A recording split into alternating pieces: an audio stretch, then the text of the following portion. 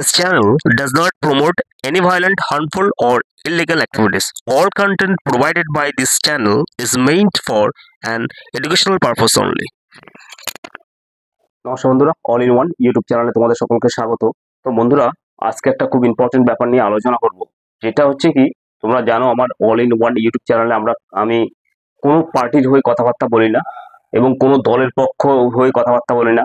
কিছু যেমন মিডিয়া রয়েছে, কেউ ইউটিউবার রয়েছে, তারা ফেক ভিডিও করে কারো কাছে মাথা বিক্রি করে দেয়। তো সেরকম আমাদের এই ছোট্ট ইউটিউব চ্যানেলটা সেরকম নয়। আমি টোটালি পুরো যা ভালো যেটা সেটা তুলে ধরি এবং মন্দ সেটা তুলে ধরি। সোসাইটির জন্য কাজ করব, সমাজের জন্য কাজ করব, এটাই হচ্ছে আমার অ্যাম্বিশন এবং লক্ষ্য।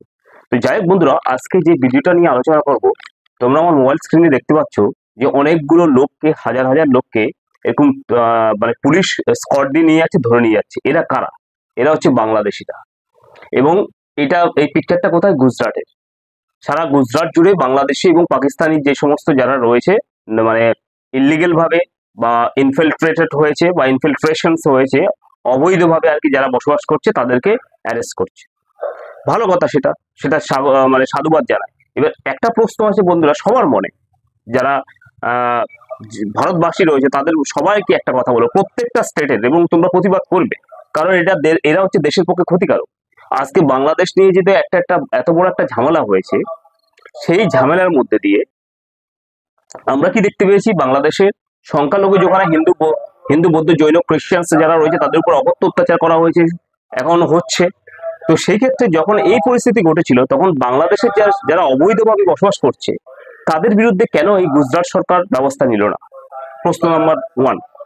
এবং প্রশ্ন নাম্বার 2 হচ্ছে কি, এতদিন ধরে এই গুজরাটে এই অবৈধ বাংলাদেশি এবং পাকিস্তানিরা থেকে আসছে, তাহলে সেখানে তো মানে যুগের পর যুগ ধরে, আমি কোনো পার্টির নাম নিতে চাইছি না, তবু আজকে নিতে বাধ্য হচ্ছি, এই বিজেপি, ভারতীয় জনতা পার্টি সরকার চলে আসছে। তাহলে এই ভারতীয় জনতা পার্টি সরকার যেহেতু চলে আসছে, তবে কেন ওখানে তো অন্য কোনো দল নেই, তবে কেন এরা ব্যবস্থা নিল না? এমপি এমএলএ থেকে শুরু করে সমস্ত গুজরাটে ভারতীয় জনতা পার্টির, তাহলে কেন এই ব্যবস্থাটা নিল না? আজকে এখন মানে পাকিস্তানের সঙ্গে একটা কনফ্লিক্ট চলছে, বা আমাদের এতজন মানে ভারতীয় নাগরিকরে, প্রায় 30 থেকে 40 জন ভারতীয় নাগরিকরে পুরো মানে টেরোরিস্টরা কাশ্মীরে আর কি মানে নৃশংসভাবে হত্যা করেছে।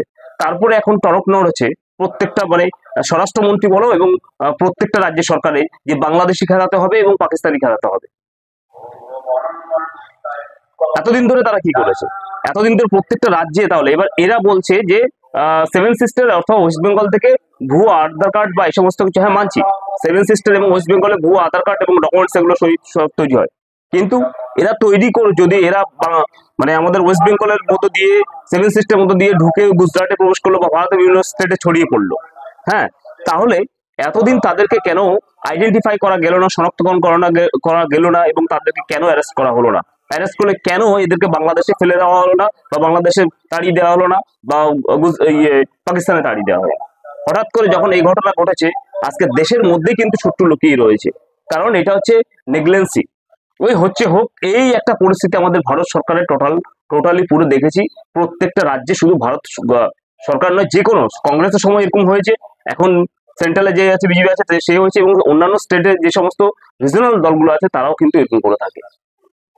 মানে হচ্ছে হোক এই করতে করতে একটা দেশে একটা মানে ক্যান্সারের মতো রোগ বেঁধে গেছে।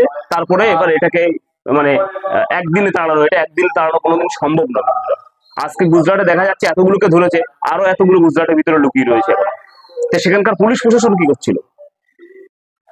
এখন মনে পড়েছে যে এই বাংলাদেশি পাকিস্তানি এদেরকে ধরতে হবে। এখন একেবারে মিডিয়ার সামনে গাদাখানেক লোককে নিয়ে দেখানো হচ্ছে যে আমরা এতগুলোকে ধরেছি। সত্যি কথা বলতে গেলে যাই হয় হবে, কিন্তু নিজ কথা বলতে হবে সবার মধ্যে। কিছু করার নেই, কারণ আমার দেশ আগে, জাতি আগে, আমার সমাজ আগে, দেশবাসী আগে, তারপরে কি কি রয়েছে না হচ্ছে আমার দেখা দরকার নেই। এতদিন গুজরাট সরকার কি করছিল? সেখানে তো এতগুলো মানে এই যে বাংলাদেশি পাকিস্তানি এরা অবৈধভাবে এসে বসে রয়েছে। গুজরাট এবং পাকিস্তান লাগোয়া, পাকিস্তানের মানে বর্ডার রয়েছে পাশে, তাহলে সেগুলো কেন এরকম করা হলো? তো বন্ধুরা, আমি বলবো দলমত নির্বিশেষে কোনো এই সমস্ত কারোর উপরে একে অপরের দোষারোপ চাপানোর বাদ দিয়ে, এ করছে ও করছে, এ করছে বি করছে, এই একটা আমাদের দেশের নোংরা রাজনীতি, শুধু একে অপর শুধু ব্লেম করে দেওয়া, সেগুলো বাদ দিয়ে এই যে এখন যে পরিস্থিতি রয়েছে, আগে দেশের মধ্যে যে সমস্ত নোংরা জিনিস রয়েছে সেগুলোকে ঝেঁটিয়ে বিদায় করা হোক, তবেই দেশ স্বচ্ছ হবে, তবেই স্বচ্ছ ভারত হবে, নাহলে ভারত কখনো স্বচ্ছ হতে পারবে না। কারণ আমার দেশের মধ্যে যখন আমাদের অনুপ্রবেশকারী ঢুকিয়ে রেখে দেওয়া হচ্ছে বা ঢুকে থাকছে, তাহলে সেই ক্ষেত্রে কোনোদিন দেশ এইভাবে প্যারালাইজ হয়ে যাবে, দেশের মধ্যেই শত্রু লুকিয়ে রয়েছে। এখন মানে দেখো, মানে সেই লাইন দিয়ে মনে হচ্ছে কোনো একটা মানে তীর্থযাত্রার মতো এদেরকে পুলিশ নিয়ে আসছে, গুজরাটের পুলিশ। এতদিন গুজরাটের পুলিশ কি করছিল? কেন এতদিন এই যে সমস্ত মানে যারা বাংলাদেশে এসছে তারা কবে রেশন কার্ড, গভর্নমেন্টের কাছে তো সব তথ্য থাকে যে অমুক জায়গা থেকে রেশন কার্ডটা বা আধার কার্ডটা, আমি বললাম ওগুলো ওয়েস্ট বেঙ্গলকে তৈরি করলো, পশ্চিমবাংলা থেকে মানে সেভেন সিস্টেম থেকে তৈরি করলো, ওয়েস্ট বেঙ্গল থেকে এরা fake Aadhaar card voter I card তৈরি করে গুজরাটে গিয়ে কাজ বাজ করছে। কারণ গুজরাটে কাজটা থাকে সবসময়। আমাদের বাংলায় যেমন মানে পশ্চিমবাংলা বা সেভেন সিস্টেম যে সমস্ত জায়গায় যেমন কাজের সুবিধা কম, এটা তো অস্বীকার করা কোনো জায়গা না। পশ্চিমবাংলা আমরাও বেকার বসে রয়েছে, কাজ বাজ নেই বললেই চলে, কলকারখানা কোনো কিছু নেই, সরকারি চাকরি তো নেই। তো সেই ক্ষেত্রে সেই সুবাদে যারা বাংলাদেশ থেকেও আসে তারা পশ্চিমবাংলার মধ্য দিয়ে আসে বা সেভেন সিস্টেম মধ্য দিয়ে টুক করে ঢুকে যায়, ঢুকে গিয়ে কি করলো মানে দিল্লি, বোম্বাই, গুজরাট, পাঞ্জাব, হরিয়ানা, তারপরে এই সমস্ত তামিলনাড়ু, চেন্নাই, সাউথ ইন্ডিয়াতে এগুলো সমস্ত জায়গায় চলে যায় কাজের সন্ধানে, ওখানে কাজ এভেলেবেল আছে। এরা ওই অনুপ্রবেশকারী। তাহলে কেন এতদিন ওদের থেকে ধরা হয়নি? এখনো সারা ভারতবর্ষে যা বাংলাদেশি রয়েছে, এই সমস্ত রোহিঙ্গা টোহিঙ্গা শুরু করে যা কিছু সারা জায়গায় ছড়িয়ে রয়েছে, সেগুলো ভারতের পক্ষে ক্ষতিকারক, এবং এরাই কিন্তু এই জঙ্গি ফঙ্গিদেরকে শেল্টার দিচ্ছে বন্ধুরা। তা অথচ কিন্তু প্রত্যেকটা সরকার মানে সে নাকে সর্ষের তেল দিয়ে ঘুমাচ্ছে, সেটা সেন্ট্রাল গভর্নমেন্ট হোক অথবা রাজ্য সরকার হোক, যে কোনো রাজ্যে।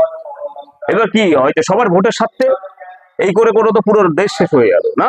দেশের ইন্টারনাল সিকিউরিটি বলতে কোনো কিছু আছে? কিচ্ছুই নেই।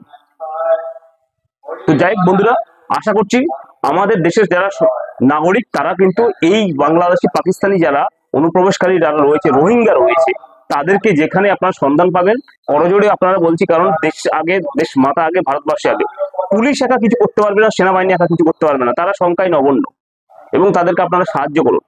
পুলিশ, সেনাবাহিনী তাদের নিজস্ব জীবন প্রাণ দিয়ে না খেয়ে না দিয়ে ডিউটি করছে বন্ধুরা। আর এদিকে নেতা মন্ত্রীগুলো নাকি সরষের তেল দিয়ে ঘুমাচ্ছে এবং নানান রকমের একে অপরের উপর ব্লেম দিচ্ছে বন্ধুরা। তাই জন্য বলবো, পুলিশ প্রশাসন, সেনাবাহিনী সবার সঙ্গে আপনারা দাঁড়ান, যেখানে এই অনুপ্রবেশকারী সন্দেহজনক হবে, এবং তাদেরকে, এবং যারা আমাদের গভর্নমেন্ট আধিকারিক আছে তাদেরকেও অনুরোধ করবো আপনারা সবাই মিলে দেশকে রক্ষা করুন। 142 কোটি জনগণ মিলে দেশকে রক্ষা করুন, এটাই হচ্ছে মেন পন্থা, তাছাড়া আর কোনো পদ্ধতি নেই বন্ধুরা। তো আজকে ভিডিওটা এইটুকুনি, ভালো লাগলো লাইক, শেয়ার এবং সাবস্ক্রাইব করবেন। ধন্যবাদ।